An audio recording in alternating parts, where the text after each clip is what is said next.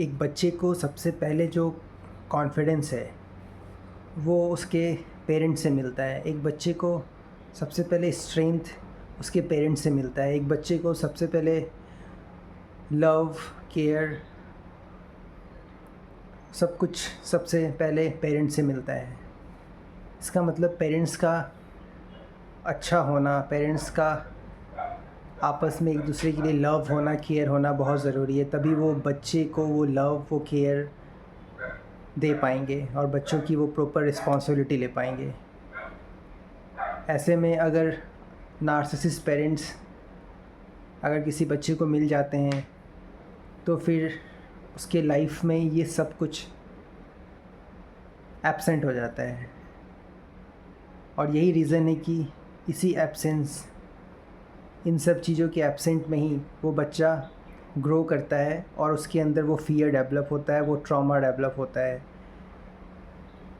वो disability develop होता है, वो कॉन्फिडेंस डेवलप नहीं हो पाता, उसका सेल्फ बिलीव सिस्टम डिस्ट्रॉय हो जाता है, वो डेवलप हो ही नहीं पाता। क्योंकि नार्सिसिस्ट पेरेंट्स अपने बच्चों को इस तरीके से प्रोग्राम करते हैं जैसे कि वो एक कठपुतली हो, वो बस अपने नार्सिसिस्ट मदर, नार्सिसिस्ट फादर के इशारों पे नाचे, जितना ऑर्डर दिया जा रहा है उतना ही काम कर पाए, उससे ज़्यादा उसका दिमाग काम ही ना करे। उसे पूरी तरीके से अपने लाइफ को, जो नार्सिसिस्ट पेरेंट्स होते हैं बच्चों की लाइफ को पूरी तरीके से अपने कंट्रोल में ले लेते हैं। हर तरीके से उस पर निगरानी रखी जाती है कि वो क्या कर रहा है, ऐसा तो कुछ कर नहीं रहा जिससे पेरेंट्स का कुछ असलियत का पता चल जाए, या पेरेंट्स उस बच्चे को खो दें। वो जो बच्चा है वो पेरेंट्स के स्मार्टनेस को, पेरेंट्स के नार्सिसिस्ट बिहेवियर को समझ जाए। जब बच्चा पूरी तरह से डेवलप नहीं होता है, वो बहुत ट्रॉमा में जी रहा होता है, तो उसका माइंड ब्लॉक होना स्वाभाविक है। और जब तक माइंड ब्लॉक रहेगा तब तक आप कुछ भी समझ नहीं सकते, कोई एक्शन नहीं ले सकते आप। नार्सिसिस्ट पेरेंट्स अपने बच्चों को पूरी दुनिया के सामने ऐसा दिखाते हैं जैसे कि वो अपाहिज है, जैसे कि वो डिसेबल्ड है, जैसे कि उसने बच्चा पैदा नहीं किया, उसने एक रोबोट पैदा कर दिया है। ये रोबोट है, इस रोबोट को ये बटन दबाने से ये ऐसा काम करता है, इस रोबोट का ये बटन दबाने से वो वैसा काम करता है। इस तरीके से आपको प्रोजेक्ट किया जाता है आपके ही नार्सिसिस्ट पेरेंट्स के द्वारा, सोसाइटी में, कलीग्स के बीच, रिलेटिव्स के बीच। और जब लोग देख लेते हैं कि आपका पेरेंट्स, उस बच्चे का पेरेंट्स ही उस बच्चों के सपोर्ट में नहीं है, उस बच्चे के सपोर्ट में नहीं है, तो फिर वो रिलेटिव्स, वो फ्रेंड्स, वो एनवायरनमेंट आपका उस बच्चे का भी फ़ायदा उठाने लगता है, उस बच्चे को एक शिकार के तौर पे देखने लगता है, उस बच्चे को यूज़ एंड थ्रो ऑब्जेक्ट बना लेता है। और पेरेंट्स को इस चीज़ में कोई आपत्ति नहीं होती, वो बहुत खुश होते हैं। वो खुश इसलिए होते हैं क्योंकि जब हर तरीके से नेगेटिविटी एक बच्चे पे पोर होगी, हर तरीके से बच्चे को दिखाया जाएगा कि तुम ये नहीं कर सकते, तुम वो नहीं कर सकते, तुम ऐसे हो, तुम वैसे हो, तो बच्चा ट्रॉमा में ही जिएगा। उसका माइंड ओपन नहीं हो पाएगा, उसको क्लियरिटी नहीं मिल पाएगी, मोस्ट इम्पॉर्टेंट उसका माइंड डेवलप नहीं हो पाएगा। तो वो कभी समझ ही नहीं पाएगा कि वो एक्चुअली में रह किसके साथ रहा है, वो किस इन्वायरमेंट में रह रहा है, और वो जिसको फादर मदर बोल रहा है वो एक्चुअली में है कौन। इसलिए ये बच्चे काफ़ी ट्रॉमेटाइज़ होते हैं। बहुत सारे सिचुएशंस ऐसे होते हैं कि ये बच्चे पूरी ज़िंदगी ट्रॉमा में जीते हैं, इवन शादी होने के बाद भी, मैरिज होने के बाद भी, बच्चे हो जाने के बाद भी। क्योंकि लाइफ में एक्शन लेने के लिए, लाइफ में कुछ अच्छा अचीव करने के लिए आपका अंदर से बहुत स्ट्रांग, बहुत पॉजिटिव मोस्ट इम्पॉर्टेंट हील्ड होना बहुत ज़रूरी है। अगर आप अंदर से हील्ड नहीं हो, आप ट्रॉमा में हो, तो आप उस ट्रॉमा से ही लड़ते रहोगे, पूरी ज़िंदगी उस ट्रॉमा से लड़ते रहोगे। क्योंकि अब आप ज़िंदगी नहीं जी रहे, आपका ट्रॉमा ज़िंदगी जी रहा है। आपका ट्रॉमा ज़िंदगी का हर एक एक्शन ले रहा है। आपका ट्रॉमा आपको, आपके माइंड को डायरेक्शन दे रहा है। आपका ट्रॉमा ही आपके डिज़ायर्स को डेवलप कर रहा है। आपका ट्रॉमा ही आपके एक्शंस के रिज़ल्ट को भी निर्धारित करता है। मतलब पूरी तरीके से आप ट्रॉमा से जकड़ जाते हो, और ये एक्चुअली ट्रॉमा से नहीं जकड़ते हो, जिसने ट्रॉमा दिया है उससे जकड़े हुए रहते हो। इसलिए आप कभी भी नार्सिसिस्ट पेरेंट्स के रडार से बाहर नहीं निकल पाते। आप पूरी तरह से उसी में घिरे रह जाते हो।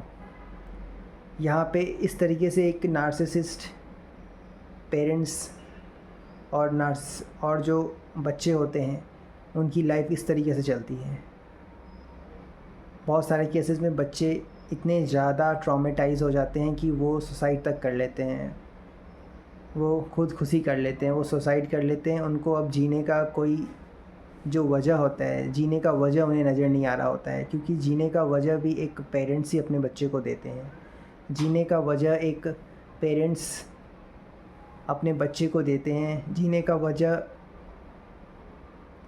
बच्चे को अपने पेरेंट्स के थ्रू मिलता है, उनके कॉन्फिडेंस से मिलता है, उनकी लव से मिलता है, उनकी केयर से मिलता है, उनके परवरिश करने के तरीके से मिलता है।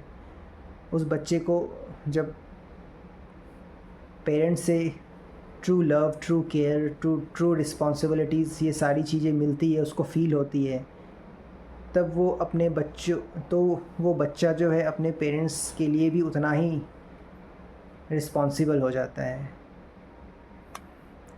कोई बच्चा अगर पेरेंट्स को हेट कर रहा है या फिर बेमन से पेरेंट्स को फॉलो कर रहा है, पेरेंट्स की बात मान रहा है, इसका मतलब गलती उस बच्चे की नहीं है, उस पेरेंट्स की है। क्योंकि वो पेरेंट्स नहीं हैं, उन्होंने बस एक रोबोट की तरह बच्चे को हैंडल कर रहे हैं।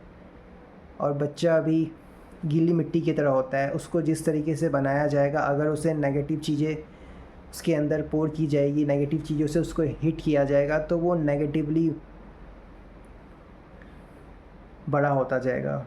अगर उसे पॉजिटिव तरीके से हील्ड किया जाएगा तो वो पॉजिटिवली ही बड़ा होगा। अगर कोई बच्चा अपने पेरेंट्स को हेट कर रहा है तो इसके पीछे बच्चे की कोई गलती नहीं है। क्योंकि most of the time parents ने जैसा किया होता है, ये बिल्कुल वैसा है जैसे कि बोया पेड़ बबूल का तो आम कहाँ से मिलेगा। ठीक वैसा ही सिचुएशन ये होता है। और नार्सिसिस्ट फादर मदर सोचते हैं कि ऐसा कर लेंगे तो बच्चे को हम पूरी ज़िंदगी अपने हाथ में रखेंगे, कंट्रोल करके रखेंगे। लेकिन जब बच्चा बड़ा होता है तो उसके लाइफ में फिर चैलेंजेस, प्रॉब्लम्स उस लेवल के आते हैं जिसको वो फेस करता है, तो फेस करने में नाकाम हो जाता है। फिर उसे कंटिन्यूसली उसके माइंड में हिट करता है कि ये प्रॉब्लम्स को मैं सॉल्व करने में, सॉर्ट आउट करने में कैपेबल क्यों नहीं हूँ। तो वहाँ से उसको रियलाइजेशन हिट होता है कि मैं कैपेबल क्यों नहीं हूँ। वहाँ से उसको रियलाइज़ होता है कि मैं कैपेबल इसलिए नहीं हूँ क्योंकि मेरे पेरेंट्स ने मुझे ऐसा नहीं बनाया। वो रियलाइजेशन होता है उसको उस वक्त कि उसके पेरेंट्स ने उसे किस तरीके से परवरिश दिया है। तो यहाँ पे धीरे धीरे उस जो बच्चा है, वो ट्रॉमेटाइज बच्चा, उसका माइंड इस तरीके से खुलना स्टार्ट होता है, तब जाके वो पेरेंट्स से डिटैच होने लगता है। तुरंत वो डिटैच नहीं हो सकता क्योंकि पूरी तरीके से क्लियरिटी उसको नहीं मिल रही होती है। वो क्लियरिटी इसी लाइफ जो है, लाइफ उसको क्लियरिटी देती है।